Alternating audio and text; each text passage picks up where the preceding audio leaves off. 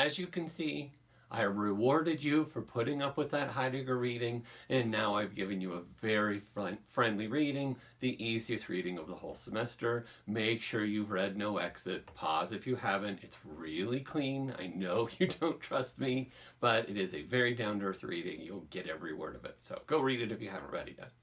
All right. So now, let's say something about this guy. Now, first, we are going to pronounce his name as simply Sartre. I will, whenever we're faced with these crazy names, I will tell you how to pronounce it. I will give you the absolute accurate pronunciation too, and then I'll say, but we don't have to go that far. Here is something that's close enough. Quick tangent. I, every once in a while, will run into someone that is adamant about how I pronounce something. What is more important? Pronouncing someone's name or understanding, reading their work, and appreciating their thought and bringing it to the world? Way more important. I remember, for example, one of my early specialties, and I actually wrote a book about this, is this guy named Kierkegaard, right? He was the earliest existential philosopher. That's what Heidegger and Sartre are, right? These are existentialists. Anyway, so he was the father of existentialism, and he's just a brilliant writer and thinker and so interesting and depressing. Anyway, so I just pronounced his name Kierkegaard because that's what nerds in the United States say. And every once in a while, some dork who heard his name somewhere else will say, you know you pronounced that wrong. Now, I am fairly shy, so I don't say this, but in my head I'm saying, I've read all of his works. I'm an expert, almost, I guess, an expert in his thought. Is it really important that I pronounce his name just right? But, of course, I'm polite, so I'll say, oh, how should I pronounce it? And then they'll butcher it, right? They'll say, well, his real name is Kierkegaard, right? And I'll say, well, okay, thank you. Now, really, that's not even close either. In Danish, it's something like Kierkegaard, right? But I'm not going to say that. So I just say Kierkegaard. Well, now we're faced with this one. We will simply say Sartre. If you are a French speaker, you would say Sartre. Now, do we need to go to that and contort our mouth and go Sartre? No. So we'll just say Sartre, it's close enough. Just don't say Sartre, right? That bugs people, right? So we're sounding fairly French, and we're just going to say Sartre. Good. Now for a fun little public service announcement. I will show you what this guy looked like. Look at him. Look into his eyes. What do you have? Oh, by the way, he's also really short, too. Here is a nice public service announcement. He is googly-eyed, balding, short, right? This guy is pretty tweaked, little chain-smoking frog Frenchman. Good? Now, here is my point. He was brilliant. Now, he did get most of his ideas straight from Heidegger, but he gave them credit, so it wasn't bad. The problem was Heidegger. Nobody could read his works. So what you can see Sartre doing is taking Heidegger's ideas and making them clear. He wrote plays, he wrote novels, he wrote philosophical essays and books. Brilliant. And what's the public service announcement is, this guy could pull. I hope you know what that means, right? That means he could get chicks, right? Women loved him. Why?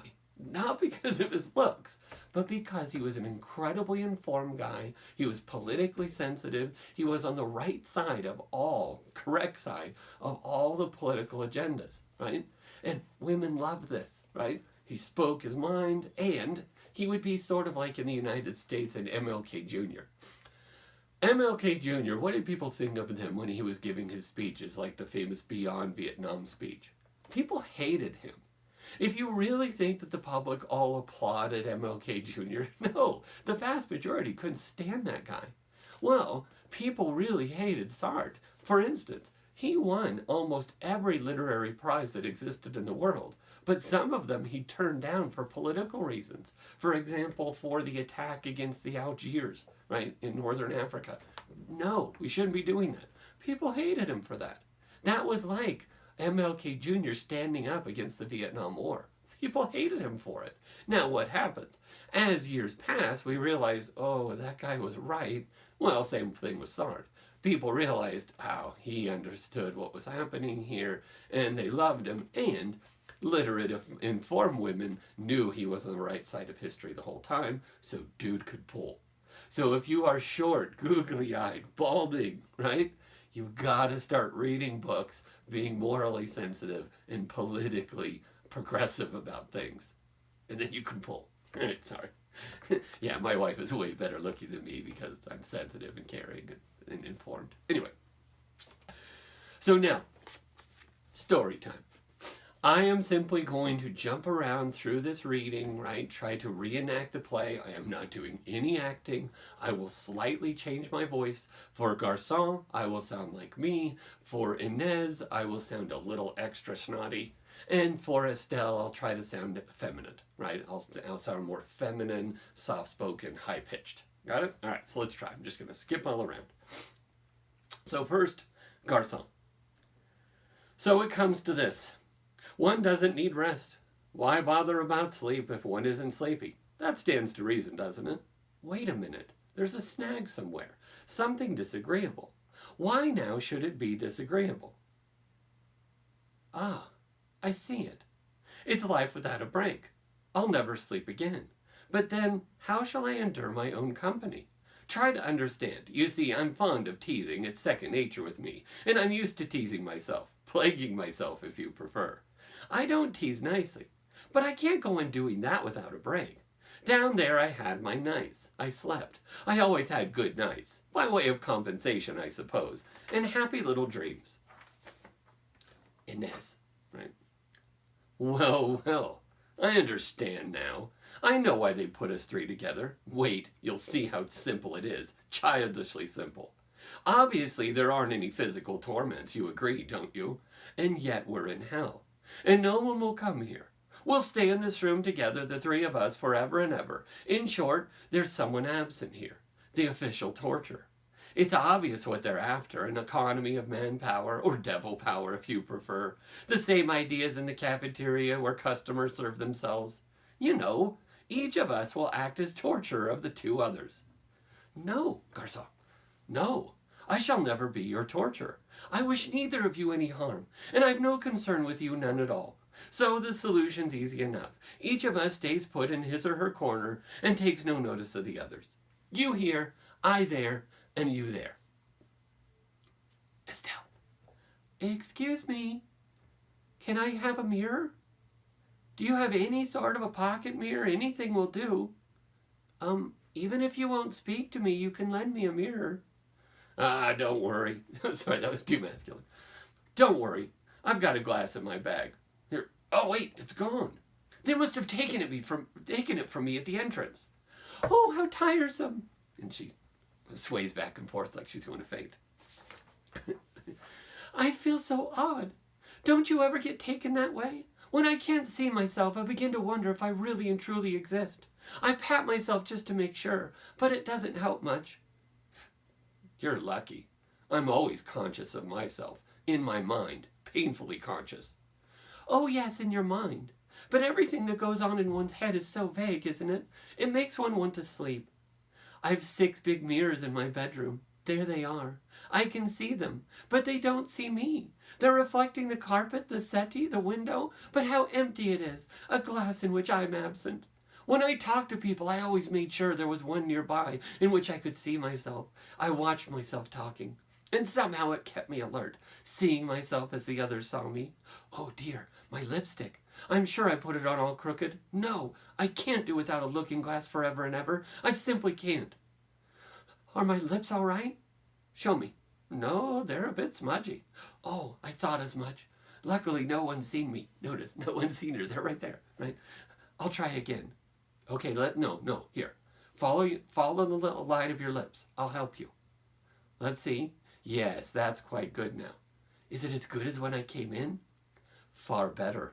Crueler. Your mouth looks quite diabolical like this. Good gracious! And you say you like it? How maddening, not being able to see for myself. You're quite sure, Miss Serrano, that it's all right now? You're lovely, Estelle. But how can I rely upon your taste? Is it the same as my taste? Oh, how sickening it all is. Enough to drive one crazy. She didn't even notice that Inez was picking up on her. You are crazy, both of you. Don't you see where this is all leading us? For pity's sake, keep your mouth shut. Now, let's all sit down again, quite quietly. We'll all look at the floor. We'll look at the floor, and each must try to forget the others are there. Forget about the others? How utterly absurd. I feel you there in every pore. Your silence clamors in my ears. You can nail up your mouth, cut your tongue out, but you can't prevent your being there. Can you stop your thoughts? I hear them ticking away like a clock. Tick-tock. And I'm certain you hear mine. My favorite part. Garcin. Open the door! Open the door, blast you! I'll endure anything. Your red-hot tongs and molten lead, your racks and prongs and garrots, all your fiendish gadgets, everything that burns and flays and dares. I'll put up with any torture you impose. Anything would be better than this agony of mind, this creping pain that gnaws and fumbles and caresses one and never hurts quite enough. Now will you open? Great, the door flies open. Well, Garcin, you're free to go. Now I wonder why that door opened. What are you waiting for? Hurry up and go. I shall not go. So it's you whom I have to convince. You are of my kind. Do you suppose I meant to go? No, I couldn't leave you here gloating over my defeat with all those thoughts about me running in your head. Listen, each man has an aim in life, a leading motive. It's true, isn't it? Well, I didn't give a damn for wealth or for love. I aimed at being a real man, a tough guy, as they say. I staked everything on the same horse. Can one possibly be a coward when one's deliberately courted danger at every turn? And can you judge a life by a single action? Why not? For 30 years you dreamt you were a hero and condoned 1,000 petty lapses, because a hero, of course, can do no wrong. An easy method, obviously. Then a day came when you were up against it, the red light of real danger, and you took the train to Mexico. I dreamt, you say. It was no dream. When I chose the hardest path, I made my choice deliberately. A man is what he wills himself to be. Then prove it. Prove it was no dream. It's what one does and nothing else that shows the stuff one's made of. But I died too soon. I wasn't allowed time to do my deeds. One always dies too soon, or too late, and yet one's whole life is complete at that moment, with a line drawn neatly under it ready for the summing up. You are your life, and nothing else. Besides, I'm watching you. Everybody's watching. I'm a crowd all by myself. Do you hear the crowd? Do you hear them muttering, Garcin? Coward! Coward! That's what they're saying. It's no use trying to escape. We'll never let you go. Yep, now's the moment. I'm looking at this thing on the mantelpiece and I understand that I'm in hell. I tell you, everything's been thought out beforehand. They knew I'd stand at the fireplace stroking this thing of bronze with all those eyes intent on me, devouring me. What? Only 2 of you? I thought there were more, many more. So this is hell. I'd never have believed it. You remember all we were told about the torture chambers, the fire and brimstone, the burning marl? Old wives' tales. There's no need for red-hot pokers. Hell is other people. All right, so, for a moment, quick tangent. Right now, all of you have a vision of how you want to look, right? You think of the clothes you want to get, the body you want to have by going to the gym, and you can all envision that motorcycle you've always wanted or that car that you've always wanted to drive. All right, so picture that right now. Now, I need you to do me a favor. When you get that car, when you get that body, you are going to do me a favor, and on the car, you're going to put a bumper sticker that says, hell is other people on the bumper. Really big and obvious, right? Maybe a sticker across the whole back window of that car. And when you get that boob job and those abs, right? You are going to get a tattoo that says, hell is other people. Why? Because you have just spent that much money on a car. You have just spent that much money in scarring your own body and spending hours and hours at a gym to get those abs. For who? For other people. And the most important thing is these are other people you don't even like. You hate them, right? You are trying to get their attention and their acceptance, and you can't stand most of them. And they are the ones who have forced you to go to all this trouble, to get a surgery, to spend hours at a gym, to spend all this money on a car, right? And you're going to regret that money later. Like, oh my gosh, right? I'm struggling now. And you've done all this suffering for these other people because you want them to see you as who you are, and you can't stand that they put you through this. But all is forgiven if you get that little saying, right? Hell is other people, because then people will know that person gets it. They know that all of this is such a chore, and it's pure hell having to gain other people's acceptance like this. All right, so now let's treat this academic.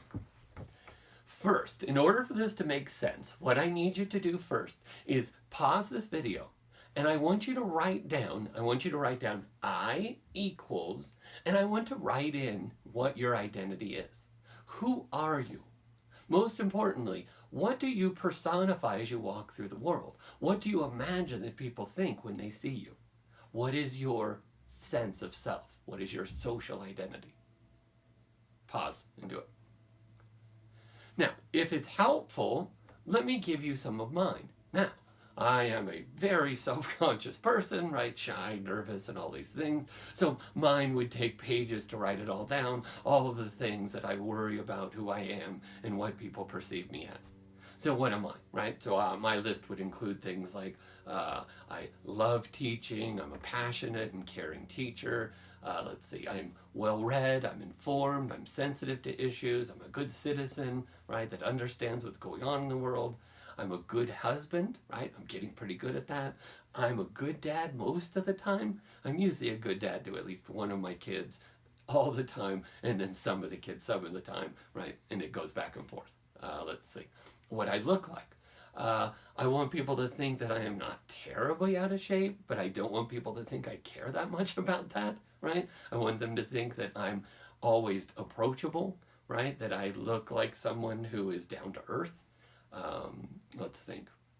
Oh, I want you to think that I'm pretty cool with going bald, even though that sucks, right? But I want you to think like, hey, look, he just shaves his head all the time and keeps it short, right? He knows he's bald and he's cool with it.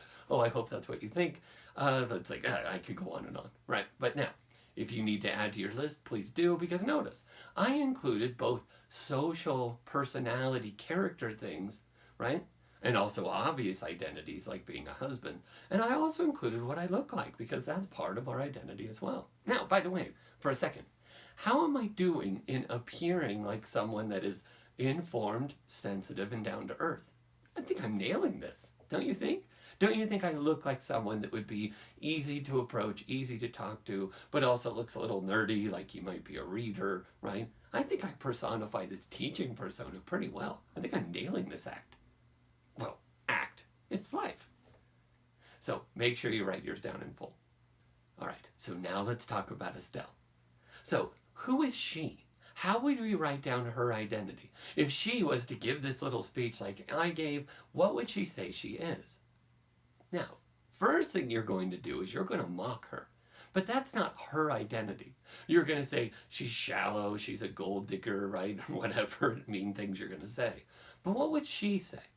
She would use words, and now what I wish you would do is use the same words that you use about yourself or what you want people to think of you on social media. So what would she say? She would say, people see me as put together and charming and sexy and beautiful, right? And these sorts of things, right? I'm trying to think of the words you would use. She would want people to think that she's thick, right? That she's hot, right? And all this stuff. Good? That's her. Now, we need to ask, what is her hell? Why is this hell worse than torture for her? Let's focus on the lack of a mirror. What is a mirror for Estelle? For Estelle, a mirror, think about it, a mirror is her way to see how how other people see her. She needs a mirror to control her social identity because her social identity is visual. She wants to be, right, alluring, sexy, charming, sophisticated, right? Irresistible to men. And so how can she control what she is? Visually. Her appearance is who she is. And, of course, it's a lie, right? That's interesting. But what is the hell? She can't control this. So she has to be even more desperate for others' attention to confirm she is who she thinks she is. Good? Do we know a lot of people like this? Of course. A lot of you are probably like this. Oh, burn. All right. Garcin. Who is he? If he was to be honest, he would say that he is a political activist, right? That's what he wants people to think he is. That he is tough and daring and macho. He is like the MMA gym guy with all his tattoos, right? You know, he's probably pretty standard, right? Probably got tattoos all up one arm, right? You know the persona, right? He probably even walks that way. You see it, right? What is the walk? You got to keep your elbows really far away from your body. Oh, I'm so strong, I can't even put my arms down. You know that whole thing. So what is his hell? His hell is not gaining acceptance for his identity. The other people in the room will not accept him as a tough guy. And the worst part, they won't accept his persona, his identity, who he thinks he is, because it's a lie. His identity is a lie, and they won't lie to him and tell that it's the truth. Quick tangent. In this sense, what is a friend? So, write it down, right? Friend. What does a friend mean? In reality, sorry to ruin this for you, a friend is someone who will entertain the lies you tell yourself about who you are. A friend is someone who encourages your stupid lies about who you are. Here's the key question. Have you ever lost one of your great friends? And usually you get them back after a few months or a year. This happens a lot around weddings. And what is it? Why do sometimes you have a good friend, or talk about a partner that was your best friend at the time, and sometimes you fall out of friendship with someone who was your favorite person on earth? Why? Because things get heated, like on a wedding or something like this, and they jump out from behind those lies and tell you the truth. They say, you know what? You're not a nice person. You know what? You're not a good mother. You know what? You're not sexy, right? Or whatever they say. And it drives you crazy because they stop lying. And what is that? They're no longer a friend. Sorry about that. So back to Garcin. He is suffering because his identity is a lie, and people aren't doing him the favor of letting him entertain this stupid lie.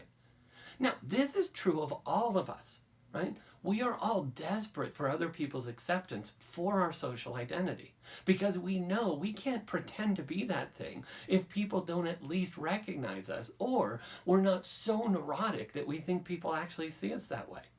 I mean, of course, you look all around and you'll see people that are just hideous, and you can see them acting out a persona. And you know, I'm almost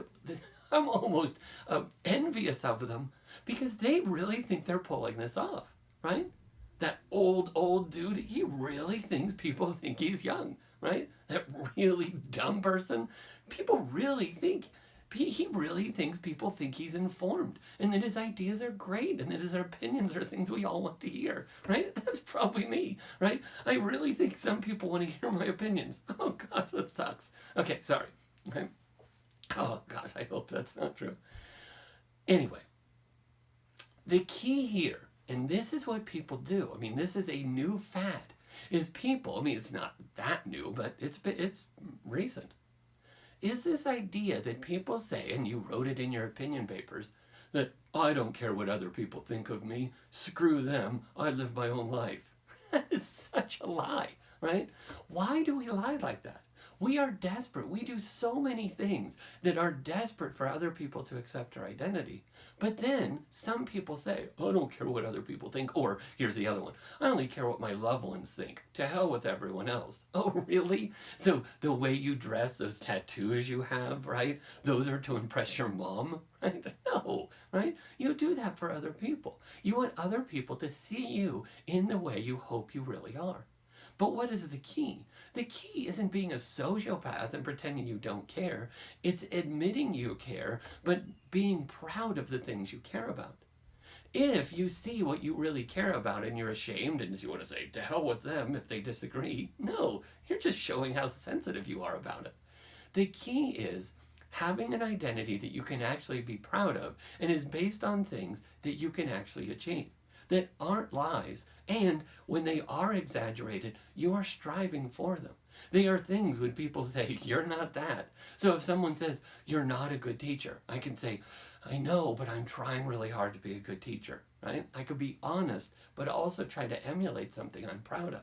So when I look at my identity, most of it I would say, oh gosh, I hope I'm living up to it. And if I'm not, I can be honest with that because those are things I really hope to achieve and I can feel proud of trying to be.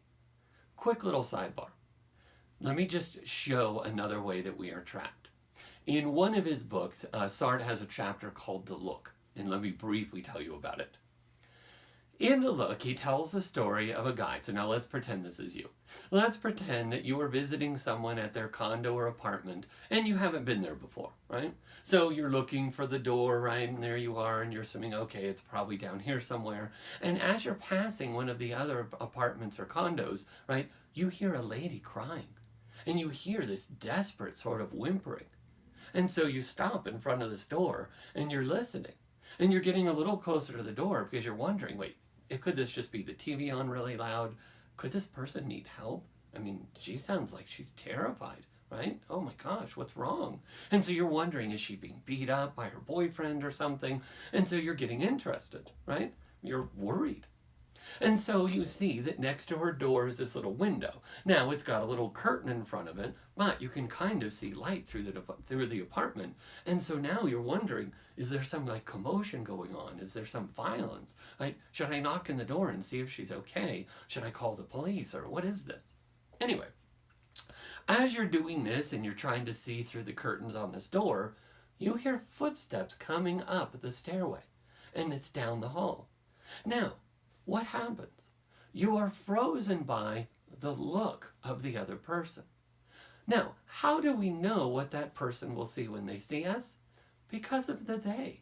We are constantly thinking of what we look like from other people's perspective, and we're trapped by it. Good? So, what do we pretend? Oh, we pretend we were just looking for the address. Because we know if they see us, they're going to think we're some kind of burglar or some kind of pervert trying to see in somebody's window. And so we act like nothing's happening. Now, that person could have been blind. That person could have not even been looking our way. But we're still going to see ourselves in the way we perceive they see us. That's how we're trapped by the they. Let's give you another story just so you can laugh at me some more. All right, here's the issue. I have a really, really great life, and it's been great for a number of years. And sometimes I am just overwhelmed by how great I have it, how easy my life is, how people are so nice to me that I have it just great, right? My life is so nice. One of the times that I was really overcome by this was, it was like 10 years ago, right? So I was working at this job, and I remember it was this moment where I had about an hour and a half between classes. And what I would do is I would take my bike and I would go down to Blake's and I would go get some fries and I would grab a book and I would sit at a bench at a park, right? And I would just spend a half hour eating fries, reading a book in the middle of my workday. I mean, how great is that? And I remember on this day, I was looking around like I often do, and looking around at people looking so angry, and people in such a rush, flying by on their cars, where I'm just cruising along on my bike. Now, of course, right, just to be clear, I'm a huge nerd. So my bike that I would commute with at that time had a basket on the front. And so I would put a book in there, I would put my little bag of fries in there, and I would ride to the park and then ride back to school. And while I'm riding, I'm looking at everyone, looking all angry, waiting for the light to change, right? And just thinking, I have such a good life. Why can't these other people be more at peace, right? Why do I have it so good and they have it so rough? Anyway, so I pull up at this light, at the traffic light on my bike, and I'm waiting for the light to change, and I'm thinking about these things. Well, what happens? At the light, pulls up next to me, right? I'm in my little bike lane, and pulling up next to me is a little lime green, sporty little car. And when I look over, I see that it has 4 cute college-age girls in it, right? Now, I look over, and I'm trapped. I am trapped. Now, they might not have even noticed me, saw me at all, but what happened to me when I saw these people? Well, I was trapped by their look. And I realized what I must look like to them. And so it wasn't that I am such a happy person. I am so lucky to have this job and this life, right? I was trapped by what I must look like to them. And it destroyed my life, right, for that few moments. Because now, oh my gosh, I'm a dork on a bike with a basket, a little bag of food, my little book in my basket. I am Pee Wee Herman. I'm such a dork, right? How could I be happy, right? Look at what a loser I am. And brilliant. All right, sorry. Why do people try to say that they don't care? Why is this a lie that people tell? It's because we don't want to admit how desperate we are for other people to accept our identity. We are desperate. We spend tons of money, right? We spend tons of our time and effort trying to craft this image that people will accept. And we don't want to admit we go to those many lengths. We don't want to admit that we spend that much time in the gym just to impress other people. That we buy our phone, we have these tattoos just to impress other people. We don't want to be that desperate and that vulnerable. So we tell this stupid lie that we don't care. We get a boob job and tattoos, right? And then pretend, I don't care what people think, right? It's for them. People will say, you will hear women say this, oh, I got this boob job for me so I can feel good about myself. Well, what does feeling good about yourself mean? It means you can feel good about how other people perceive you. That's what we mean by feeling good about ourselves most of the time. Good? Now, some of you are still saying, no, I really don't care. Oh yeah? Then pick your nose when the next time you feel like you want to pick your nose, right? Go for it, right? If you don't care what people think, then actually start doing the things that are instinctively natural to you. When you're around other people, pick your nose, right? You don't care what people think of you. Anyway, let's take that more seriously. If I wanted to really challenge someone to really prove that they don't care what other people think, all I would have to do is study them for a little while, and then I would just have to pick a persona that would bother them. And it's going to be different for many of you. For some of you, it would be as simple as putting you on my bike with my basket, right? Putting a book and a bag of fries in my bike basket and just having you ride across town and try to act natural. That'd freak you out, right? I'm not a dork, right? You couldn't do that. Anyway, for others of you, it might take a little more study. For instance, for me, right? What could you do to me that would immediately make me admit I care what other people think? Right? And I do. I'm not a liar about this stuff. I want you to think I'm a great teacher. Now, by the way, does that make me a better teacher? Yes, it does. Right? Do you really think I'd be a good teacher if I said, I don't care what you think of me. I know I'm a great teacher. I could care less if you think so. No, I'd be a terrible teacher because I wouldn't care as much about other people. Caring about other people is good. Pretending you don't care? What a jerk. What a sociopath you don't care. People like people who care. Anyway. What would I have to do for some of you? For instance, for me, all you would have to do is dress me up super fancy. Make me look like I'm in great shape and devote tons of time to a gym. Put me in a fancy, expensive car. That would freak me out because that's not who I am.